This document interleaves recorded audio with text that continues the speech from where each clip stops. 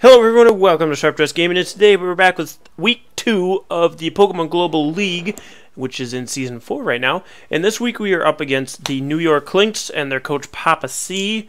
For those of you who don't know, last season we battled PapaSea in week 2 as well, and we 6-0'd that man.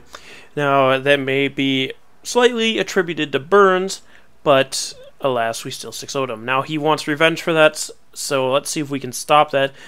He said he was going to run Lumberry and everything, because I said I was going to rely on hacks. So we'll see if that ends up happening or not. But if you guys didn't watch the Teambuilder, link will be in the description below for that, because I did talk about how I really didn't know how to prepare for his team. He's got a pretty scary team. And as you can see, he ended up bringing Hariyama Fortress, Mega Diancie, Genesect, Tornadus T, and Rotom Wash. So I really prepared for the Genesect and Fortress. Again, if you didn't watch, I have Hidden Power Fire on Venusaur and Alakazam. And then we also have Heatran. Rotom I tried to prepare for as well as I could too, with Haxorus with Mold Breaker, and then Venusaur as well, and then Energy Ball and Alakazam.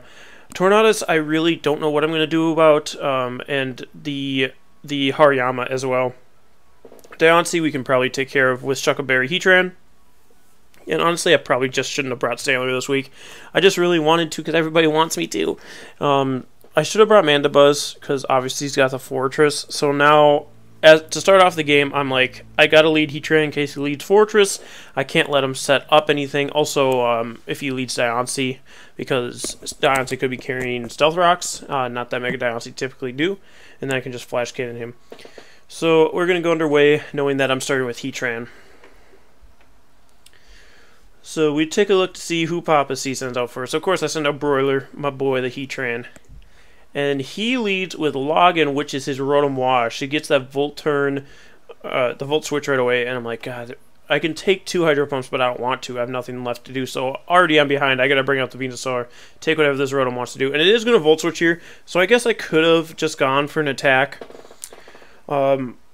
Expecting him to expect me to switch, but honestly I was like really flustered and frustrated. I wasn't ready to battle yet, and I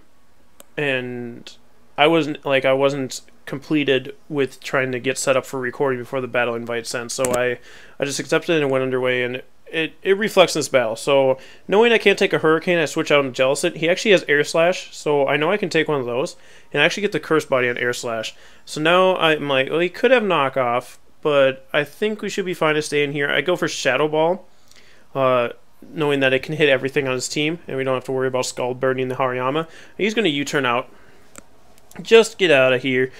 He doesn't have much to do against us, apparently. He's going to bring in Dracula, I don't know how that's pronounced, the Fortress, which it's looking like 3-4 hit KO, 4 hit KO after Leftovers recovery, possibly 3 hit before.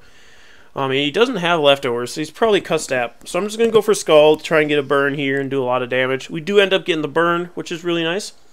And then the Fortress sets up Stealth Rocks. I'm like, alright, well, this is dumb. So he's already got Rocks up, so now I got to worry about that nonsense. But Jellicent is looking to get a KO here already. This match, its first match, he's going to get a KO. I'm so proud of him. So burn damage, of course, not going to take out Fortress. And we see the Custap Berry happen here, so he's able to set up a layer of spikes as well. So I'm like, alright. Well, this is just baloney.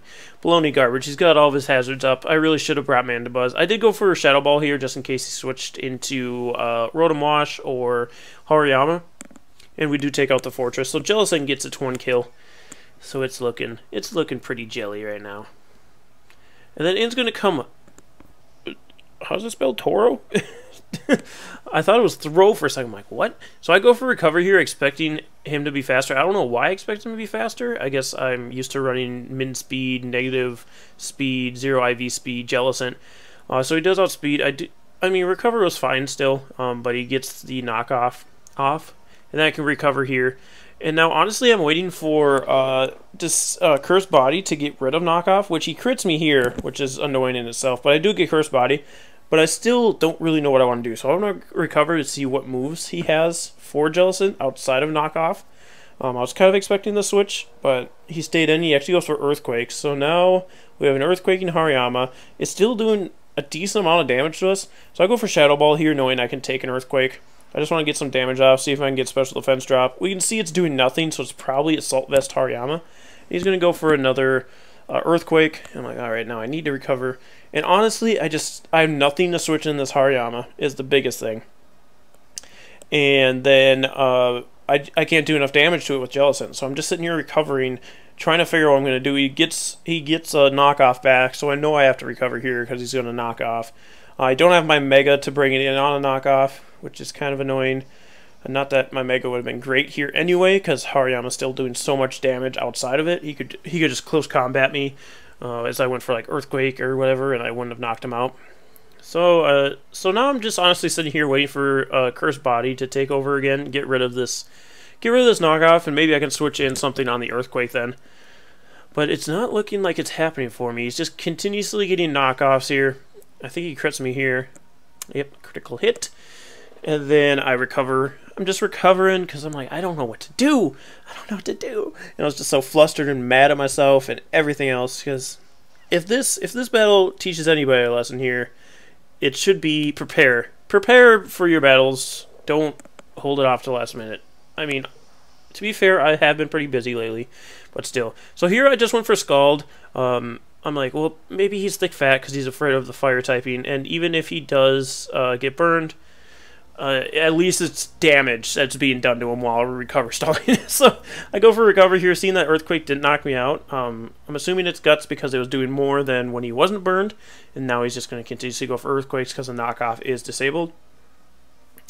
So, and as you can see, recover is recovering enough that we can survive Earthquakes. So I'm just going to continuously do this until he's low enough that I can Scald and get a knockout on him. But like I said, recover Earthquake, recover Earthquake. Eventually he's going to get knockoff back, which knockoff should be able to kill me from here with the Guts boost. And as you can see, he's no longer disabled. So now I have to go for the attack here to at least get him to where Burn will take him out at the end of the turn, which... from here, it looks like Burn's going to take him out. He does do the knockoff, and that's going to knock out Jellicent. Unfortunate that Jellicent does have to go down, but Jellicent also does get the second kill. First time Jellicent shows up, gets 2 kills. Unfortunately, he has to go down to be able to do that, but what can you do? Jellicent put in the work to hopefully open up this game for us. So now I bring in Venusaur, figuring he'd probably bring in Rotom Wash, but he actually brings in Deontay, which isn't bad for me. I could, I can't remember if I have Synthesis or Sleep...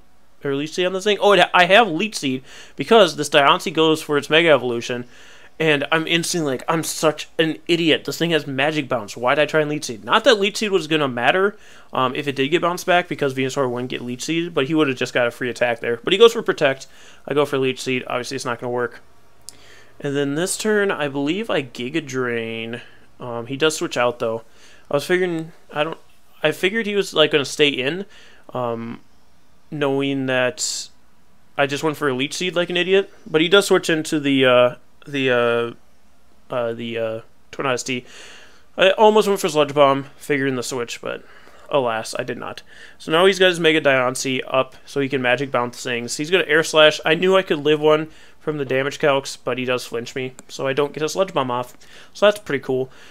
But here he's just going to be able to go for Air Slash again. He connects. I was kind of hoping for the miss because of that flinch, but at this point, it didn't really matter. I'm going to be honest with you guys.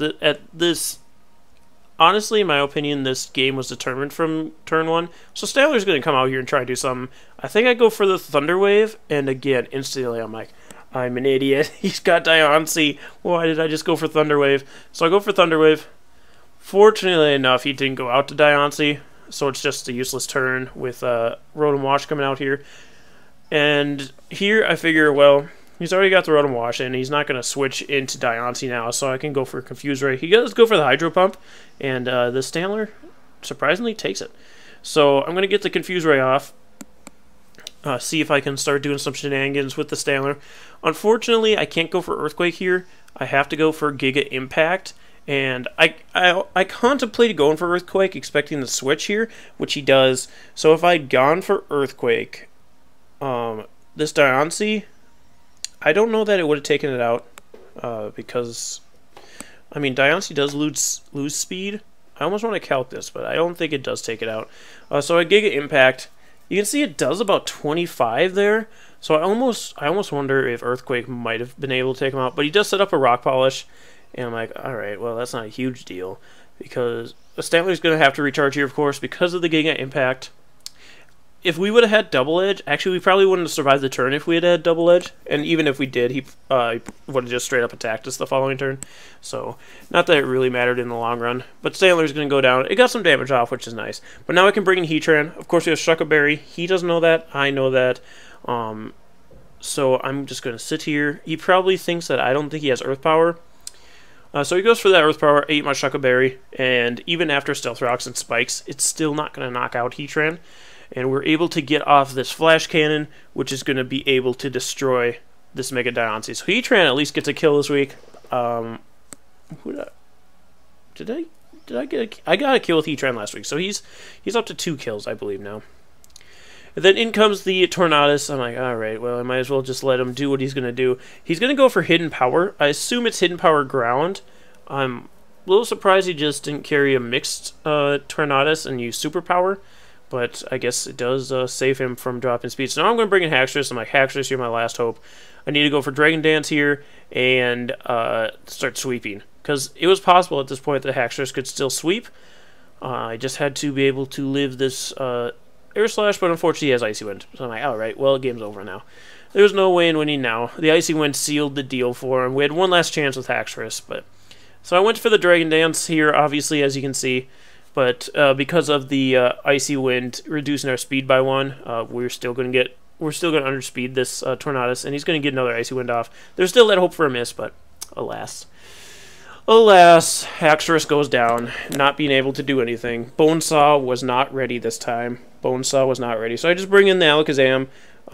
The Tornadus is able to outspeed us because of my EVs or my IVs for Hidden Power Fire. It makes us at 30 IVs, which makes Tornadus outspeed us even at max speed, because we're only above Tornadus by 1 point. So that missing 1 IV, it does matter. It does matter. So he's going to bring in the Genesect. I go for Psyshock here. I really wasn't expecting Tornadus to switch out, and at this point it really didn't matter. I could have gone for Hidden Power Fire, but I wasn't really expecting to switch out either. So he's going to Choice Scarf, Iron Head me, and that's going to take out Alakazam. And that's unfortunately going to be the game. So we do lose 3-0 after coming off a big win week 1. So it's not a huge deal that we lost. I was able to bring it pretty close to where we still have a positive differential. But again, big message from this battle. Prepare people. If you're in leagues of your own, prepare for your matches well ahead of time. Don't be trying to gen your Pokemon the day of. So, or get your Pokemon ready. I was EV training because of the way I do my Pokemon. You guys have heard this before. But anyway, guys. I wanted to mention one thing. There was a few calls for showing the bottom screen on PGL matches. That's not something I'm going to do in any draft format, just because things like this. When I have post-com matches, the bottom screen is nothing. It just shows you what turn it is. So I don't want to end up making a layout that has a bottom screen and then not being able to use it half the time. And this layout that you're seeing right now, I don't think is going to be the final layout. I'd like to get the face cam in there at least, because I got such a nice nice webcam now. I just want to use it for everything. But yeah, so there won't be a bottom screen ever for draft formats, just because of how sometimes I have to postcom. But thank you guys so much for joining me today. And next week we are up against Why Don't I Know This? I Should Know This. Why Don't I Know This? Stall for Time. Stall for time. Oh, I almost threw up. Stall for time. I was gonna look up damage calcs, but we won't do that right now. We won't do that right now. I just want to find. Come on, internet. I just want to find who I battle. I just want to find who I battle. Please, I want the people to know. I wanna know. Can you show me? I wanna know about these strangers. Staraptors. Oh, that's right. We battle Gearhart and the Seattle Staraptors, which, for those of you who don't know, we have beat Gearhart every time, and he holds on to those differentials. So he's looking to shorten up that differential a little bit. So we can't allow it. But anyway, and I think he's on a winning streak right now, if I'm aware. Let's look at Seattle Star. I'll look at Seattle Staraptors to tell you. They are on a winning streak right now, so we have to end that winning streak, boys and girls. But anyway, guys, thank you so much for joining me today, and we will see you next week. There will be a team builder, of course. If you didn't see that, I already said team builder for this one. But there will be a team builder for the Staraptors, so be sure to join us then, and then we will have a actual battle the next Friday. But thank you guys so much for joining me. We'll see you next time. Stay sharp, everyone, and good.